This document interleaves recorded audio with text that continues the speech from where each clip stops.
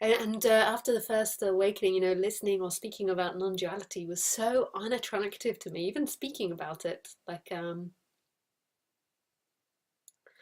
people would come to my talks, and all I wanted to do was sit in silence with people.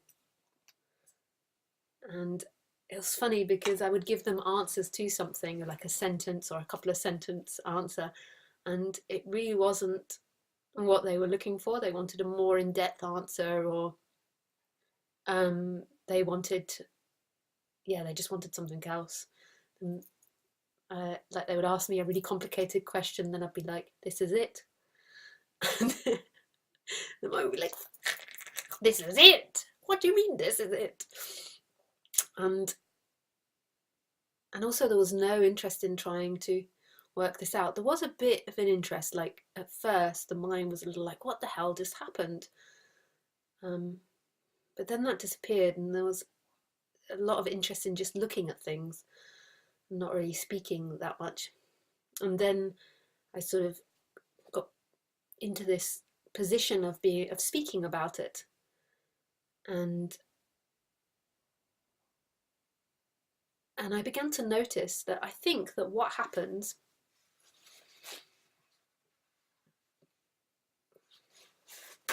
uh,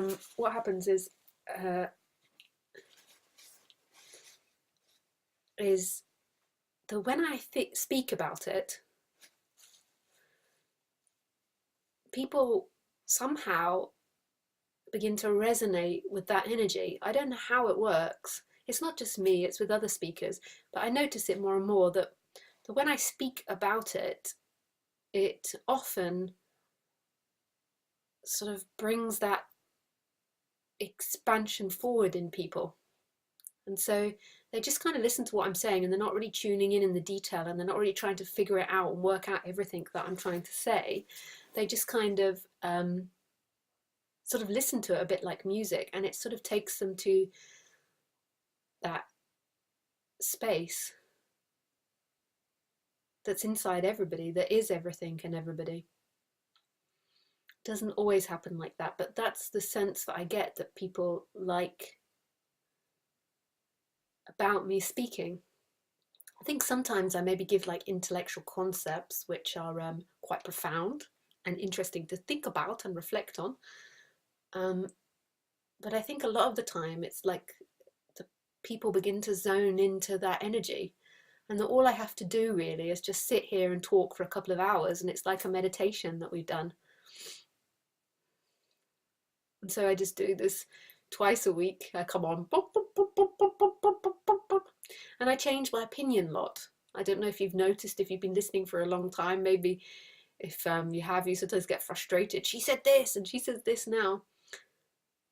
And I change my mind about things. And it doesn't touch that freedom.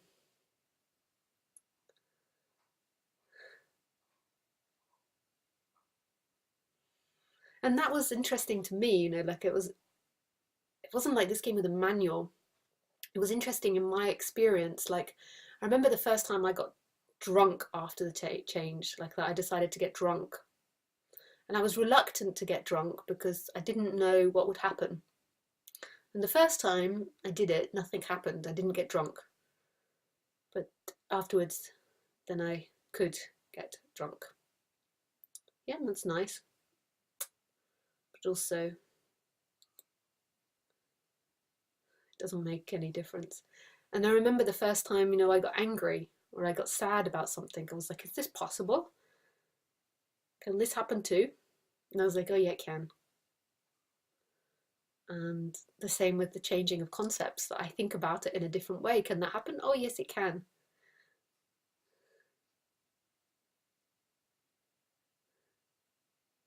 The same with sexuality. I remember going through a phase where I thought, oh, sexuality is over. That's it. There's nothing in here that's sexual anymore. And then that changed. It's the same with everything. The same with doing good actions and bad actions. I'm an experimenter, so I experiment. If I do something mean, or if I do something nice, it's the same freedom.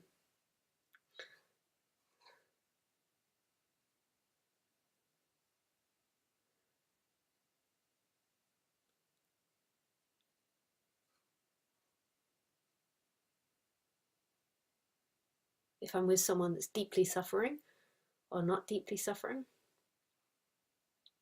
if I'm in deep pain about something or not, if I'm driving, sitting on the toilet, crying my eyes out, all of it's the same.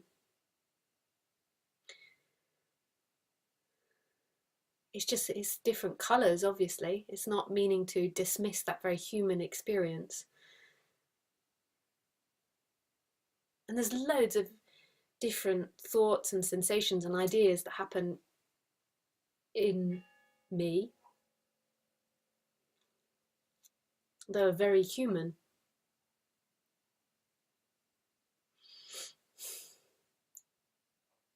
What I do notice is that my humanness and that realization line up more and more. Like I remember at first thinking my life, my external life, and the internal, even though it's not internal, isn't quite lined up yet.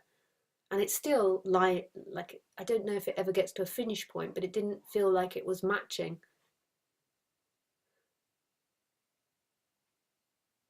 And it feels like it matches more and more and more. Like the wants and the desire of Lisa become more clear.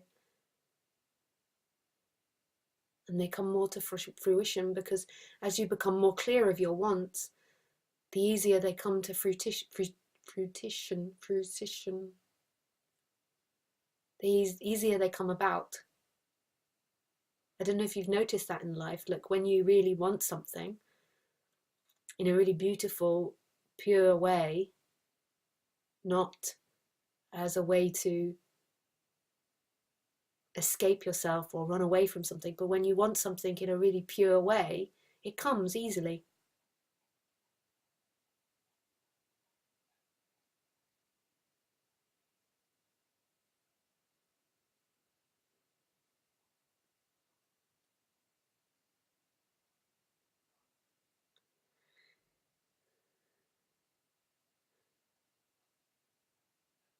But often on the human level, we're confused about what we want.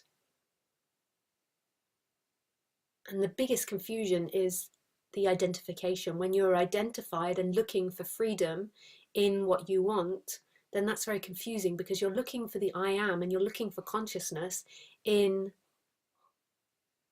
eating your dinner, in your lover, in looking a certain way and being a certain way. And that is impossible. You're never going to find it in the flow of things. And when you're looking for it in the flow of things, then your wants become all obscured. You're not conscious of it, you're confused, there's blame, there's hatred, there's annoyance, there's all these complicated feelings, because you believe that you're somebody moving in time, and you believe that that somebody moving in time is going to arrive at a want soon. I'm going to get there, I'm going to arrive, and I'm going to arrive at this want, and it's going to give me freedom, and it's going to give me love, and it's going to give me everything I've ever looked for. And then that want becomes like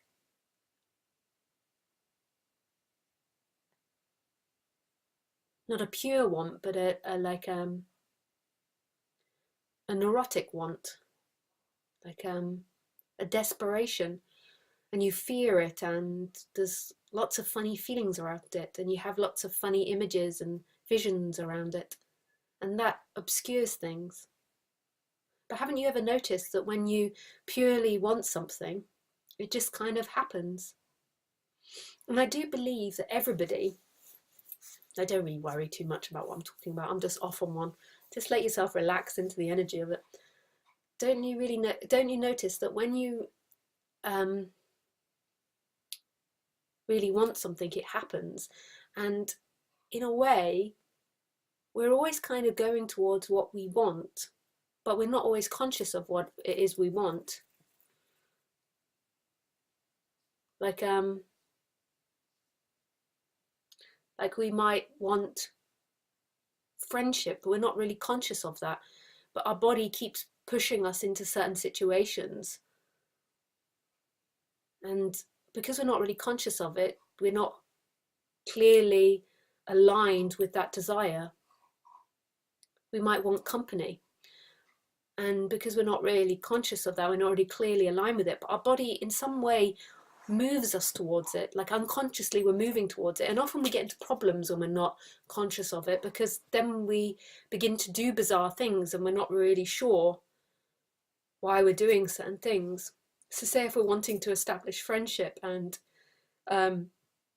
more connections with people, if we're not really conscious that's what we're doing, we're most probably unconsciously trying to manipulate the other person into a friendship. Whereas if we're really clear about what we want, it's not really a manipulation going into it. We're just really clear about stating what we want and making it clear what we want. But then if we're unclear, then we can be moving towards making friends with people, but we're not really conscious of that. And then be telling ourselves all sorts of bizarre stories about the other person, because then we feel rejected and it's too much to feel that rejection, but we're not conscious of that. So what happens is we begin to start telling ourselves negative stories about the other person, and we might begin to push them away. All types of things we do. But if we're really conscious of it, it's kind of really empowering, and we don't focus on the rejection, or we don't focus on what the other person is saying to us. We're focusing more on what it is we want. And in a way, we're being more open and receptive to the other person. Like, so if you go into a situation, like say if you start a yoga class or you go to a non-duality group and you're really clear, I want to be friends with people, I want to make some friends here, then you're directed at what you're doing. You're conscious about the people you spend time with, the people you offer to help, or the people that you are giving to. And that's not manipulative, but you're just conscious of it. And you might even say it to that person that I want friendship, I've come here for friendship. And they might really appreciate that honesty and really like you for it. But if you're unconscious that that's your desire, you go into the group and you might play out or act out all funny games, like trying to make friendship, trying to make yourself popular. And then if people don't respond in a certain way, you feel really mortified and devastated. And you feel like they've done something to you, they've taken something from you, and you kind of end up feeling like the victim. Where if you go in really clearly with this is what I want, then you're not the victim. You can't be the victim. If the person rejects you, in no way can you be the victim, because you're very clear that you've gone in there wanting them to be your friend, and that if they reject you, that's 100% their right. They're allowed to reject you. They're allowed to not find you wonderfully, amazingly funny and hilarious. They're allowed to find you boring or uninteresting if that's what they feel. If you're aware of what you want, then you're aware of your games, you're aware of what you're doing. And you're aware of their responses and how their responses make you feel. And you take responsibility for it. Just like if you're doing business, or if you're doing something in your computer, I want to do this now, and etc. Or if you're building your house, but you're taking responsibility back to you. You're not sort of unconscious of what you want and then sort of drifting along and then getting upset unconsciously, but not really knowing what you're upset about. Knowing what you want on the human level is really important. This empowers you. This makes you strong as a human. I speak to so many amazingly unique and different people through the internet, through Skype sessions. I also meet them in person when I do live talks. Lots of different ways, through groups. And the people that are more clear about what they want tend to be more focused and feel less victimized. The people that are unclear what they want, they can often feel victimized by something, and they often feel bashed around by life, like life is taking what it wants. And they feel unempowered. Not all the time, that's not always the case. Like sometimes people aren't clear of what they want and they're really happy, like moving around in the wind of life, like being blown around by life. But I often find that people that are unclear feel victim to their circumstance, because often they're not 100% in the circumstance of what they want. So say with your partner, if you want your partner to give you more attention, as soon as you acknowledge that that's what you want, then you're empowered and you can ask them for that. When you're unclear of it, you'll begin to act out funny games because your body is trying to get more attention from them because your body knows that what it wants. But when you're unconscious of it, it's acting out all these funny games and feeling all these funny feelings and being angry with them, being passive aggressive, trying to get their attention by doing certain things, feeling unrecognized for not doing things. But when you acknowledge that's what you want, then you can make that clear and you can head towards that. And if they keep repetitively not giving you the attention you desire, then you can recognize that that's not the relationship you want. But you can go along years not really knowing it and reacting out of these unconscious dynamics, playing funny games, getting in arguments just because you want attention. There's all types of things. Now, I'm not saying I'm perfect. I can play funny games sometimes and be unconscious of the Lisa character. Like the unconscious levels of these bodies is amazing. But I always try to reflect and bring it back to that. And sometimes it takes a while to become clear of what you want. Like your body keeps responding in a certain way. And I'll ask, what is it I want out of this? What is it that I'm trying to get out of this? And also wanting, the reason it empowers you is because it's like recognizing the animal that you are, that your animal does have wants. Like Lisa is an animal. You are an animal. We're all animals. We're all mammals. Khaleesi is very clear about what she wants. She wants walking. We have to do 2 to 3 walks a day. And she wants her food. And she does want affection. But she mostly likes to just be near me than me be cuddling her and stuff. She likes a little bit of that, but she likes to be sitting near me. She likes to be in companionship as well.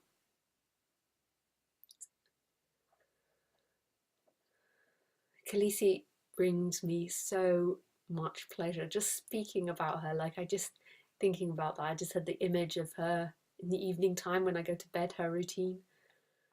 She's so cute.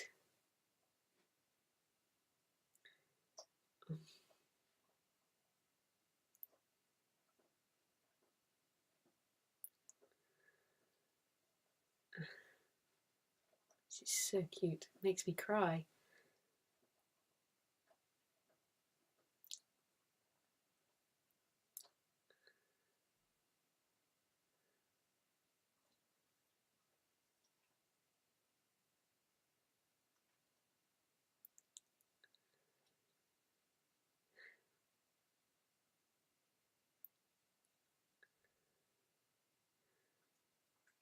She's just, yeah. Okay. I wasn't just slowly about crying about her, but just the beauty of it all. Okay. So back on subject of what we want. Notice that when you're feeling victimized by something, you often are unclear of what you want. So why it's important, like it reminds you of the animal that you are. Like we are hunters, we're also gatherers, but our teeth imply that we are predators. We eat meat. We also eat vegetables as well. It seems like we're opportunists. But we are meat eaters. We're hunters, and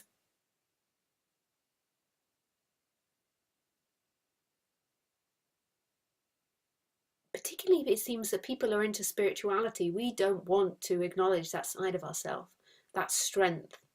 We don't want to acknowledge what we want because it reminds us of our hunter, and we feel ashamed of that, and we feel like we're bad, we're selfish. But whose voice is that? Is that not your mom and dad? Is that not the education system?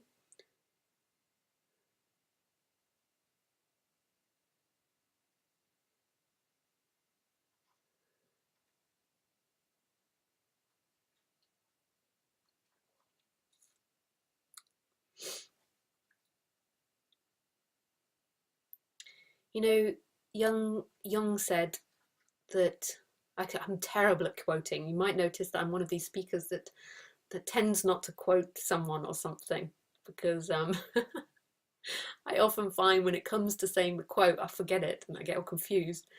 But Jung said something along the lines of, um, in order to be an integrated person, we have to recognize the light side and the dark side of us, or the shadow, the light and the shadow. And I don't know exactly what he means by that, but I can tell you my interpretation of it. It's that when I was going through exploring and examining who I was, I came to realize that Lisa had multiple dimensions to her, and they weren't all altruistic and um, and giving and loving like we would associate in our society.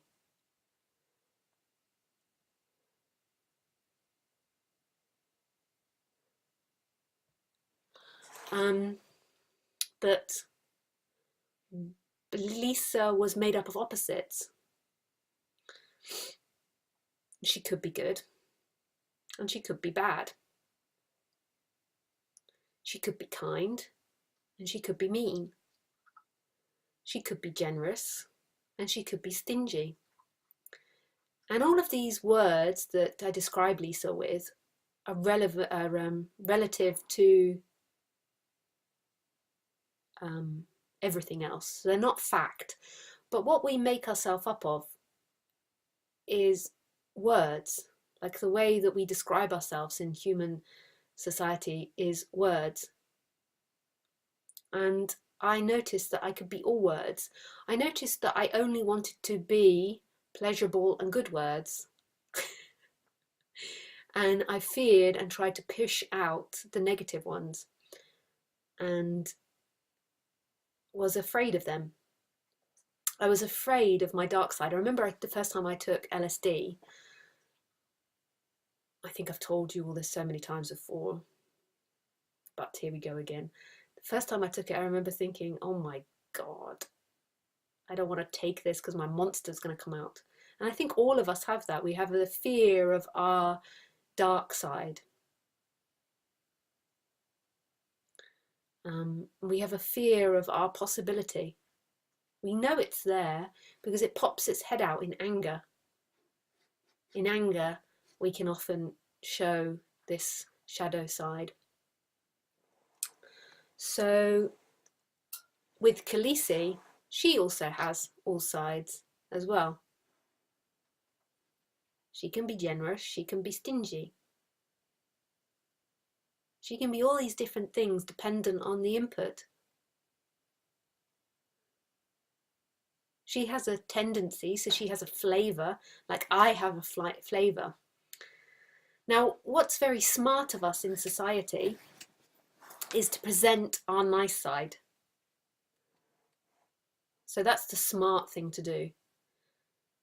The unintelligent thing to do is to show our dark side. So like anger, rage, sadness, selfishness, meanness, jealousy. Because in the social system that we currently have set up, this makes us weak.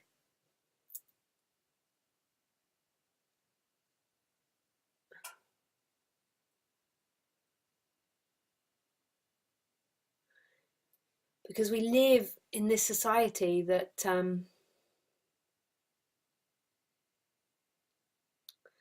that lives off gossip and this goodness, this morality system, which I'm not saying is actually a bad thing. It's good that in society we attempt to have this order and this structure. Like, I'm not against it, but we are taught very much not to express all these negative emotions and these negative side of ourselves.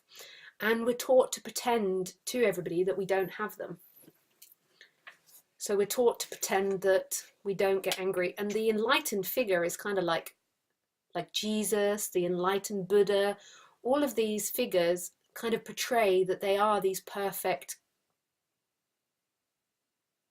authorities, and that they only ever show kindness, they only show joyfulness and all these sorts of the emotions and generosity.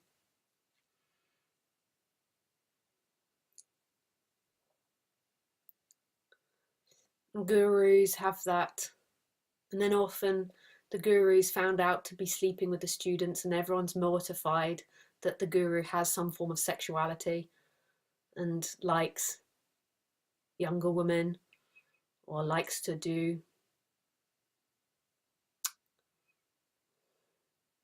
what's that sex when you have whips and you have leather? Everyone's like, he can't do that. He's got to be this perfect vision of God, the divine, the light. And then the guru's brought down and everyone hates him and most people walk away. Like one teacher that I followed, he used to, I don't know, the gossip is that when women massaged him, white women massaged him, he would reach up and touch their boobs. And I think come onto them sexually. And when it was discovered, I think he lost most of his followers and everyone was very angry with him.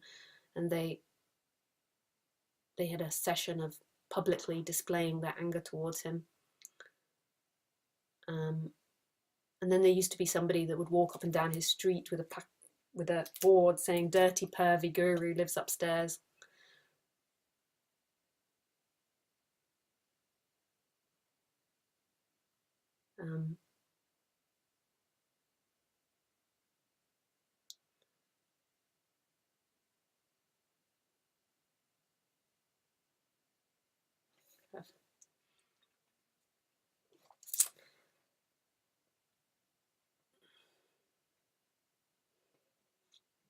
And we kind of have this expectation that the teacher or the guru doesn't have any of these things in them. I'm not commenting on whether what that teacher did was right or wrong, or morally inappropriate or morally appropriate. I'm not commenting on any of this. I'm not talking about whether we should or shouldn't do it. I'm talking about what tends to happen. And, oh, hello, my love. Hello. Hello. Hello.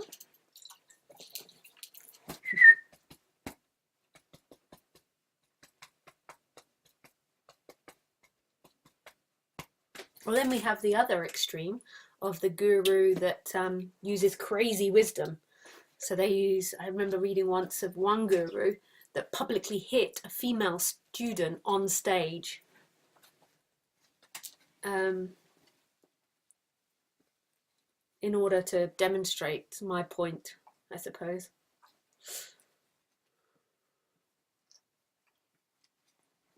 So what happened to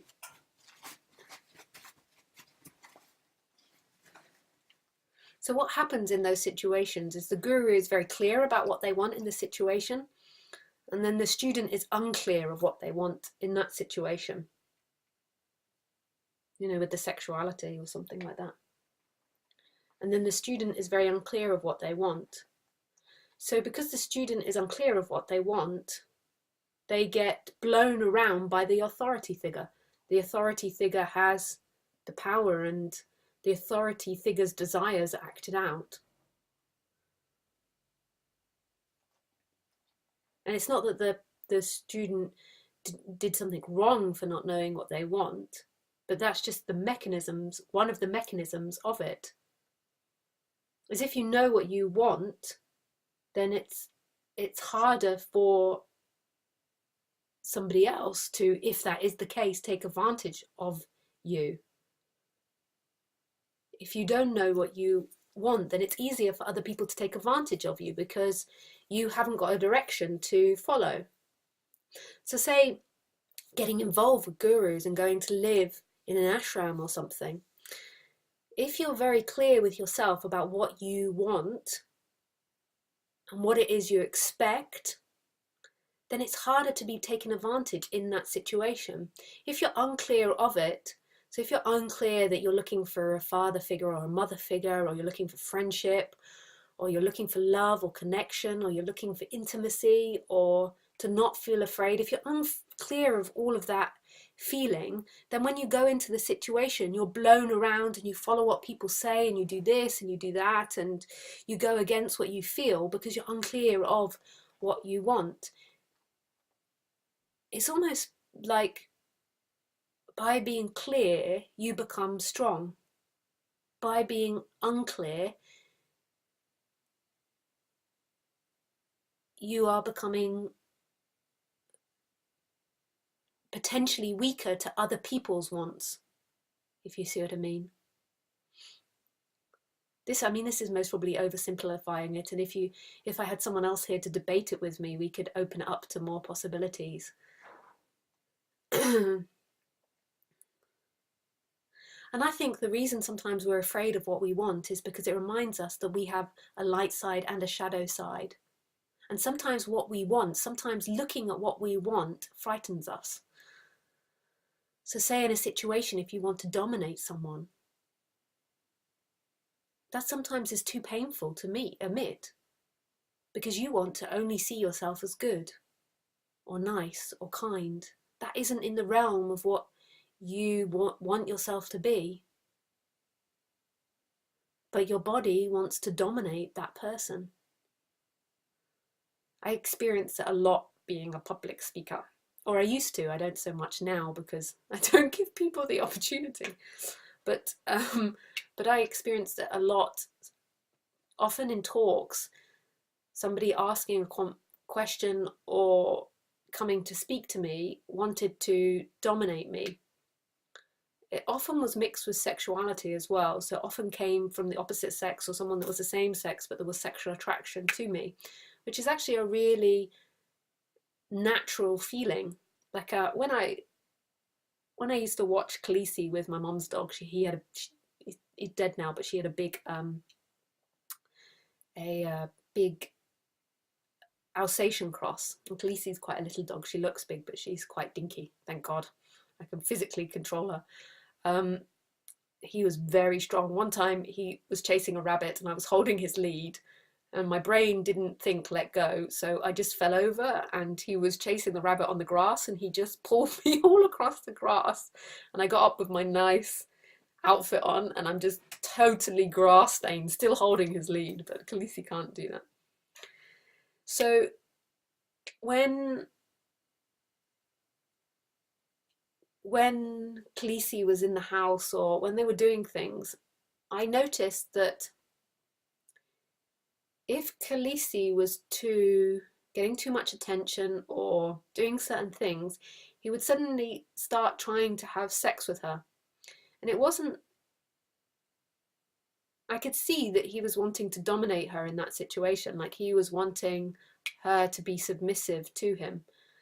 And he suddenly had this sensation of wanting to dominate, so it just came out in him suddenly wanting to have sex with her. And I noticed this a lot with dogs, like they're not, that when they want to dominate, sexuality comes. And I think it can sometimes happen. Like, so if I'm doing a talk as a young woman and I'm saying all these really radical ideas and it brings up disagreement in the other person and there's sexual attraction as well, then when they come to ask the question, what they try to do is they passively aggressively try to dominate me in the conversation. It's very interesting. So they might, of the game they play, which is totally their right to do.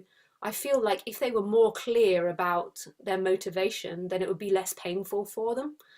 Like I feel like they sometimes get themselves in a pickle and they end up sometimes embarrassing themselves or making themselves feel insecure because they're unclear. If they could recognize in that moment, she's bringing up sexual dominance in me, or she's bringing up a dominance, or I feel like I want to have sex now, or any of these feelings which are completely normal and not wrong and not disgusting or bad or anything. They're completely normal feelings. There's nothing wrong with that. That's part of being these complex animal beings. But in our society, if you were to tell anyone that, they would be like, you're disgusting, you're a freak, you're bad. And we totally would push any of those feelings away. But if that person was allowed to feel that, not act it out, often the acting out comes from being unconscious of it. And often from being unconscious, we end up being mean, like, and nasty to someone and getting angry with someone. But if you're just conscious of it, that all these complex feelings are coming up when this person speaks, I kind of want to have sex with them, but at the same time I want to put them down and make them feel small, and we just acknowledge that and just let that be there, then it's like this is becoming fully human, and this is really beginning to empower yourself. You're no longer becoming victim to the other person and what the other person does. You're actually empowering yourself by acknowledging what you feel. In spirituality, sometimes we're always preaching that you've got to feel good things, that we're never allowed to acknowledge these other dark elements to ourselves. And all of us have it. Some of you might be sitting there and be like, nope, nope, nope. It's just because you're not conscious of it. All of us have unconscious stuff that manifests in bizarre ways.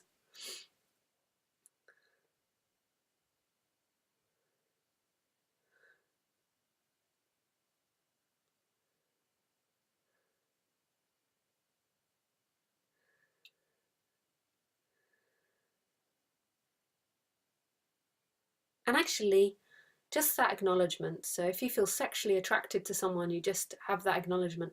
I want to have sex with this person, or I want to have a romantic relationship with this person, or I want to be intellectually superior to this person. Just acknowledging that is an absolute relief to your system, because you stop trying to tell yourself all sorts of bizarre stories about how much you dislike this person or how this person shouldn't say this or this. You just acknowledge what you feel. It's just an acknowledgement, you feel it. And then when you go into the situation, you're empowered because you know what you want. You want to beat this person intellectually. But that's hard to admit, because in admitting what you want, in admitting your feelings, you have to give up the idea of being a good person.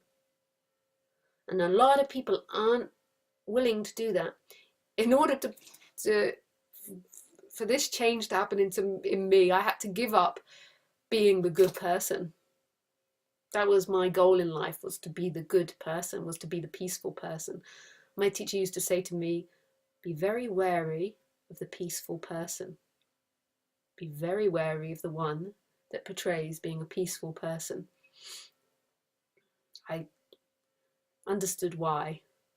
Because they're out of complete balance with themselves. We are animals.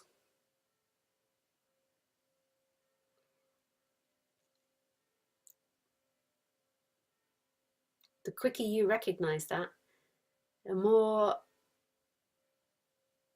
freer you'll become and in line with reality. And nicer you'll become. You'll actually become nicer the more that you integrate your dark side, and you'll actually become empowered the more you integrate your dark side. Not act out your dark side. I'm not saying go and act it out if you're having thoughts of wanting to do this or that to someone. I'm not saying that.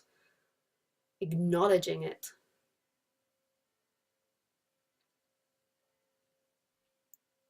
And I think the only way that you can truly acknowledge what it is to be human, what it is to be selfish, what it is to be kind, what it is to be greedy, what it is to be generous, what it is to be jealous, what it is to be sharing, all these different types of feelings, you have to see that none of that is who you truly are. That is a robot acting out its particular conditioning and particular genetic makeup, and that you're not guilty of it. You're not guilty of what this is, and nobody else is either. And the bizarre thing is you kind of have to realize that's not you, but then it's also kind of embracing that character as you. You kind of embrace it and become fully it, but also seeing that's not who you are. You totally embrace all these qualities. And I would love to admit all the quirks of Lisa on these live talks with you, like all the different quirks and qualities and dynamics. But um,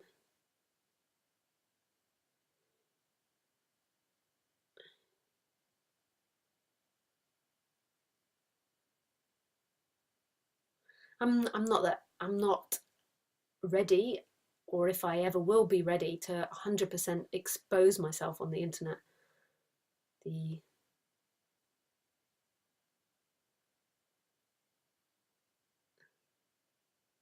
Yeah, like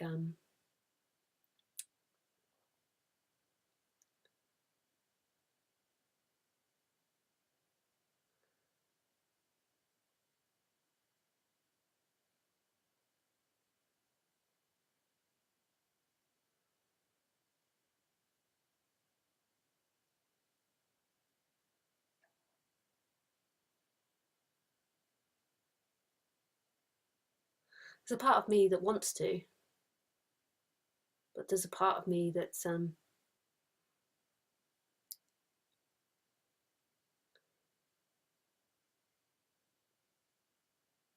not fully ready because my family can watch these videos, and our society is super judgmental. I live in a community that's not into this subject at all, and there's a part of me that's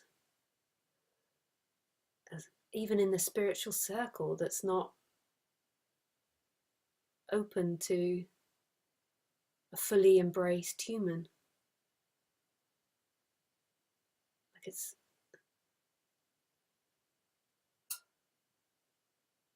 like that. I think everything. I think all types of thoughts. I have no pretense about what this instrument is. But,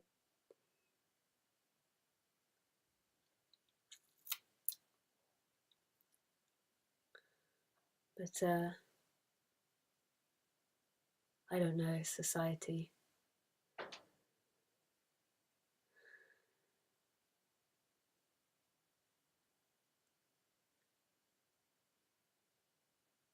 There's not 100% commitment to that yet.